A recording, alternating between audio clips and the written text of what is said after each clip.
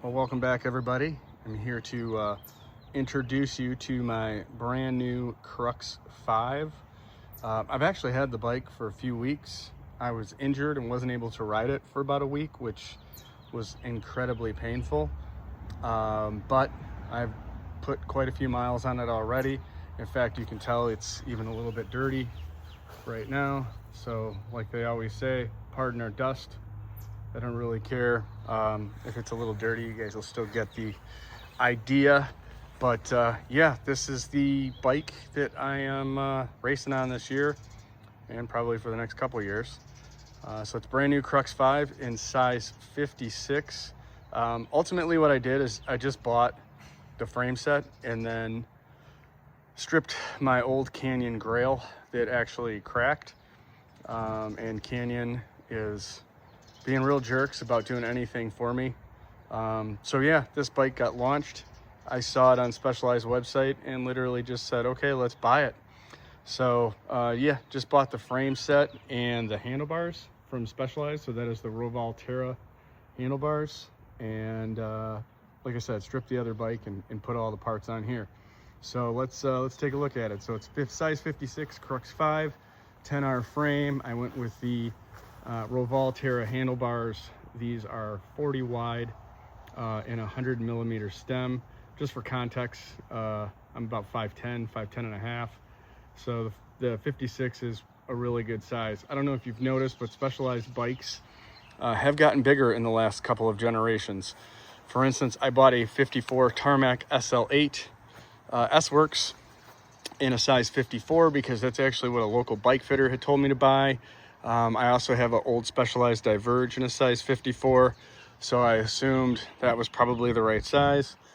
In fact, they've changed some stuff about the geometry that now I should have actually bought a 56 in that bike. But that's besides the point. I'm on a 56 now.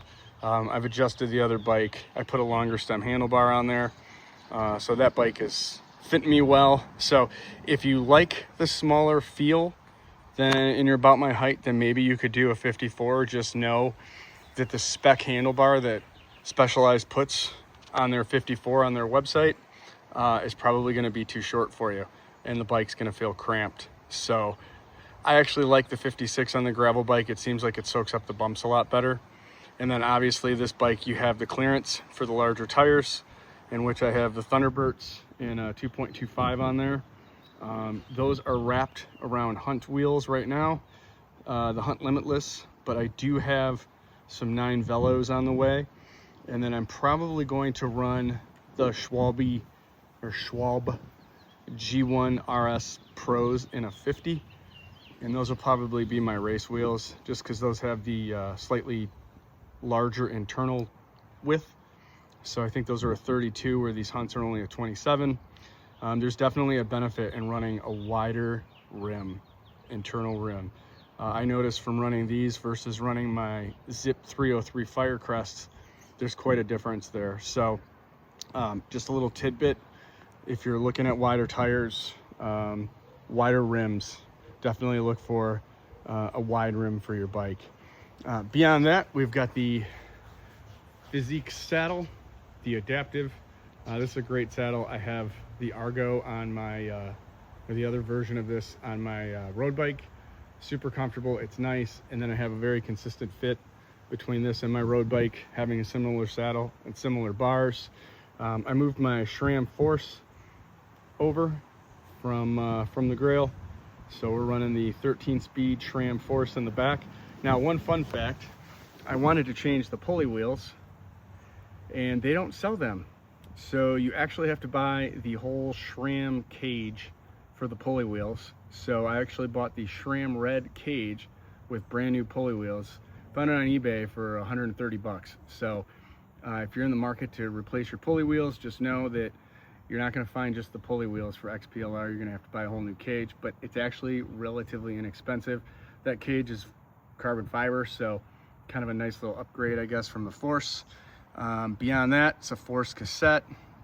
I did put a Wolf Tooth Arrow chainring in the front, so I'm running a 46 chainring in the front, so I get the full 1-to-1 gear ratio on the climbs. The 4 shifters on the front with the forced brakes. The one finger pull is really nice. It is quite an upgrade from the 12-speed. So if you've been wondering whether or not you should upgrade, that would be one good reason. I also appreciate the little button shifters there. I know it just makes me sound lazy, but to make me sound even lazier, I do have the wireless blips mounted underneath the handlebars. So when you're going up a hill, it's nice. You can just keep your hands on the tops and shift from on top. But yeah, overall, I have been incredibly impressed with this bike. I think with pedals and cages, it weighed 17.5 pounds. So not bad. I know you can make these lighter, but whatever. Like Dylan Johnson says, weight is the last marginal gain you need to worry about in gravel. And yeah, I would say this bike definitely takes advantage of a lot of marginal gains.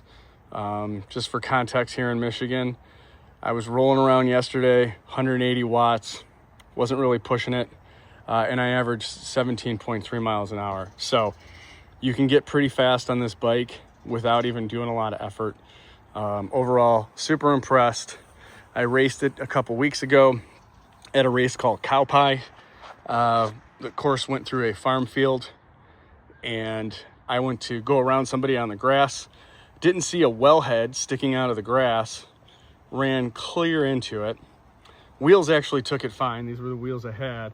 The only problem is it did blow out a tire, but the frame was fine. There was no cracks, no issues. So very sturdy build. Also like the fact that it shares the same seat post as the Tarmac SL8, because I have a 0 setback seat post for that bike too. So I might give that a try, although that may impact my stem length, but we'll see how that goes. I'm always tinkering with my bikes. But yeah, overall, it's a great bike. If you're in the market for one of these things, or you're in the market for a gravel bike, I would definitely suggest taking a look at it. Specialized obviously makes one of the top tier bikes out there. I've been very happy with all of my Specialized bikes. And I've also been very happy with how they've treated me from a warranty perspective. When I've had issues in the past, I broke a Venge a few years back. They took great care of me with that. Yeah, so just real pleased overall with Specialized, real pleased overall with the bike. Got a little view of the speed sniffer front end. You can tell they kind of borrowed it from the SL8. It's not as pronounced as the SL8, but it's there. It does what it needs to do. So yeah, overall, I would absolutely recommend this bike. 10 out of 10. Love it. And leave questions if you have them. Thanks a lot.